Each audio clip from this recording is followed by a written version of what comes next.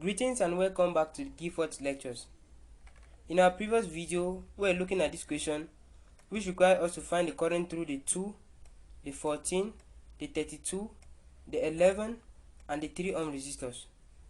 We had a review on Kirchhoff voltage law and the mesh analysis method. Let's still have a little recap on the steps involved in determining mesh current.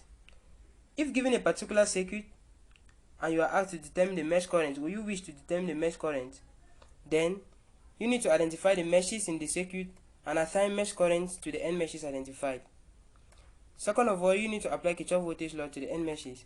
And the last thing is to solve the resulting n simultaneous equations to obtain the mesh current. Let's now look at the question. You are given this circuit and you are asked to find the current through all the resistors in the circuit. So the very first thing to do here is to identify your meshes. Clearly you see that this is the first mesh, this is the second mesh, and this is the third mesh. Alright. You now need to assign mesh current to the n meshes identified. And when assigning mesh current, you could draw your loop in the clock or the counterclockwise direction. So I've decided to assign mesh currents capital I1, mesh currents capital I2, and mesh currents capital I3 to my mesh 1, my mesh 2, and my mesh 3 respectively. When you do that, you should now move to the application of Kirchhoff voltage law so that you are going to obtain n simultaneous equations. N here is equal to 3 since we have identified 3 meshes. So we are going to have 3 simultaneous equations. Okay? Let me now show you how to obtain the simultaneous equations. Alright, the very first thing is to apply Kirchhoff voltage law in the circuit or in the mesh containing the current I1. If you apply Kirchhoff voltage law to the mesh containing the current I1, you are going to obtain an equation in terms of I1. So our loop goes in the clockwise direction. As you move in the clockwise direction, you come across this potential difference. So the very first polarity met, or the sign of the polarity met first, is a negative, and here above we have a positive. So the sign of the 54 volt battery will be negative 54. When you do this, you need to add all the other potential difference encountered as you move in the clockwise direction. Okay? So let us find the potential difference across the 2 ohm resistor. For you to do that, you need to multiply the resistance by the current across this resistor. The current across this resistor will be given by the driving current, which is I1, minus the current in the other loop, which is I2. You use I1 and I2 because the 2 ohm resistor is found between the meshes containing the current I1 and I2. So you have 2 into capital I1 minus capital I2. As you continue moving in the loop or the mesh containing the current I1, you come across the 11 ohm resistor. So you add 11 into capital I1 minus I3. You do this because the 11 ohm resistor is shared by the mesh containing the current I1 and the mesh containing the current I3. Alright. When you do your analysis and arrange your equation properly, this is what you obtain. And I choose to call it equation 1. So for you to get the second equation, you apply Kirchhoff voltage law in the mesh containing the current I2. Let's do that together. So for you to do that, I could choose to start with any of the resistors in the mesh containing the current I2. So I choose to start with the 14 ohm resistor. So there are 14 I2. And simply 14 I2 because the 14 ohm resistor is not shared by the mesh containing the current I2 and any other mesh. It is on its own. So it is simply multiplied by the current I2. You add all the others or all the other resistors encountered as you move in the clockwise direction in the mesh containing the current I2. So when you come across the 32 ohm resistor, you are going to have 32 into the driving current, which is I2, minus the opposing current, which is what? I3.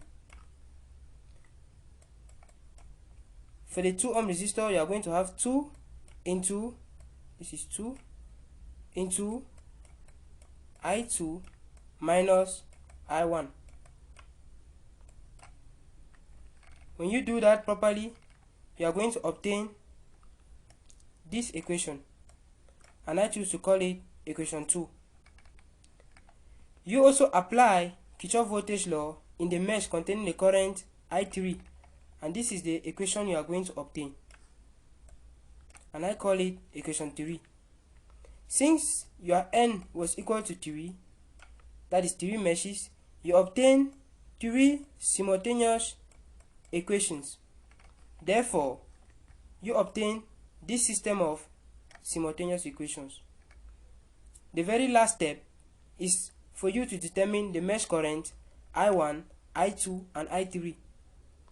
You could choose to solve your system of equations either by substitution, elimination, graphical, or even the Gaussian elimination method by reducing the system into a matrix.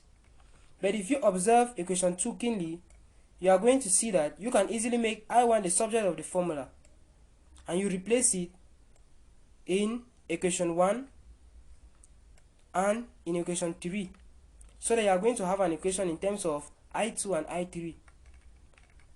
When you do that, or when you make I1 subject of formula in equation 2, you obtain a new equation 2 prime. When you replace it in equation 1, you obtain this equation, and I choose to call it equation 4. When you replace equation 2 prime in equation 3, you obtain this equation, and I choose to call it equation 5. Therefore, you have a new system of equation, which is this. So the aim now is to solve for I2 and I3. If you multiply your equation 4 by 296 and you subtract it from equation 5 multiplied by 310 or by 310, you are going to obtain this new system. And if you subtract the first equation from the second, you are going to obtain the value of I3 to be 4 amperes. When you do your replacement, or when you replace the value of I3 in any of the equations above, you are going to obtain I2 to be 3 amperes. Now, I2 and I3 in equation 2 prime, you are going to obtain the value of I1, which is 8 amperes. You have therefore determined the mesh current. So, these are your mesh current. Okay? But the question asks you to find the current across the 2, the 14, the 32, the 11, and the 3 ohm resistors. So for you to do that, you need to take the highest current minus the lowest current for each of the resistors. Let me show you what I mean by that. So this is your circuit.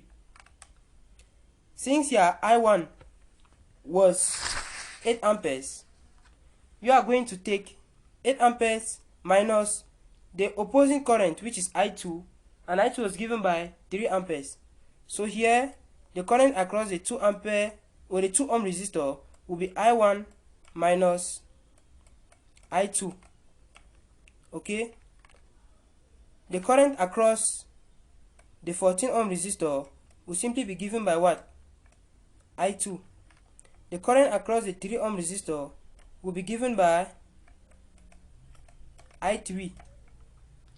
The current across the 14 and the 3 ohm resistors are given by I2 and I3 respectively because they are not found between any two meshes. We can say that they are on their own. While all these other resistors that are shared between the meshes, we have the highest minus the lowest current.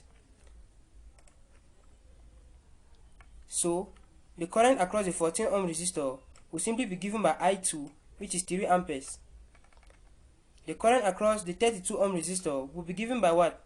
I3 minus I2, because the 32 ohm resistor is found between the mesh containing the current I2 and I3.